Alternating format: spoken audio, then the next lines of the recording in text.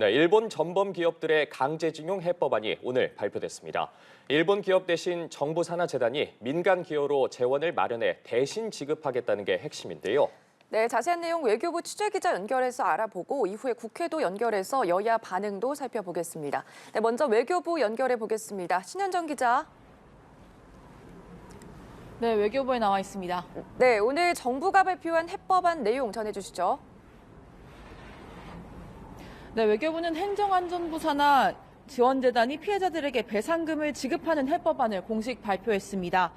지급 대상은 일본 기업을 상대로 한 손해배상 소송에서 2018년 대법원 승소 판결을 받은 원고 15명입니다.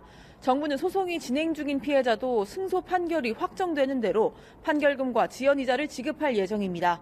재원 마련의 경우 재단이 민간의 자발적인 기여를 통해 마련한다는 게 정부의 설명입니다. 국내 일부 기업은 참여 의향이 있는 것으로 알려졌는데 배상 판결을 받은 일본 기업들이 참여할 가능성은 낮은 것으로 전해집니다. 대신 한일 경제단체들이 이른바 미래청년기금을 만드는 방안을 협의하고 있습니다. 일본 정부는 강제징용 문제에 대한 공식 사과 대신 1998년 10월 이뤄진 김대중 오부치 공동선언을 계승하겠다는 뜻을 밝혔습니다. 통절한 반성과 마음으로부터의 사죄를 밝힌 담화인데요. 이 담화가 일본 정부의 공식 사과를 대체한다는 의미로 해석됩니다. 이와 관련한 박진 장관의 발언 들어보시죠. 과거사에 대해서 일본으로부터 새로운 사죄를 받는 것이 능사는 아니라고 생각을 합니다.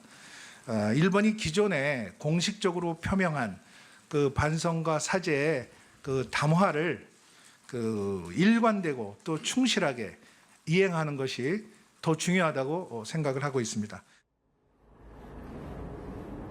박 장관은 또 이번 해법안 발표가 문제 해결이 끝이 아닌 진정한 시작으로 생각한다며 물컵에 비유하면 절반 이상은 찼다고 평가했습니다.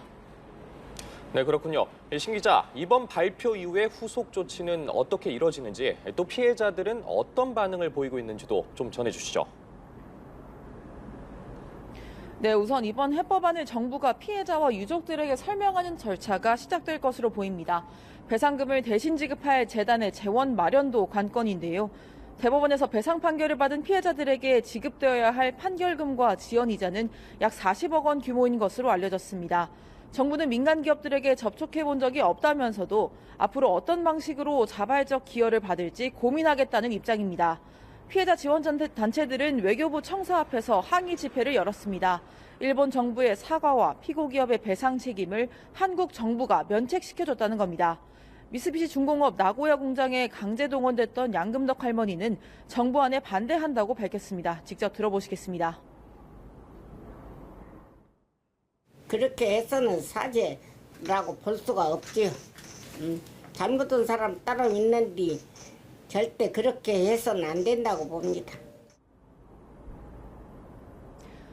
외교부는 피해자 모두가 판결금을 수령할 수 있도록 설득하고 정부의 진정성을 보여주는 노력을 지속하겠다고 밝혔습니다.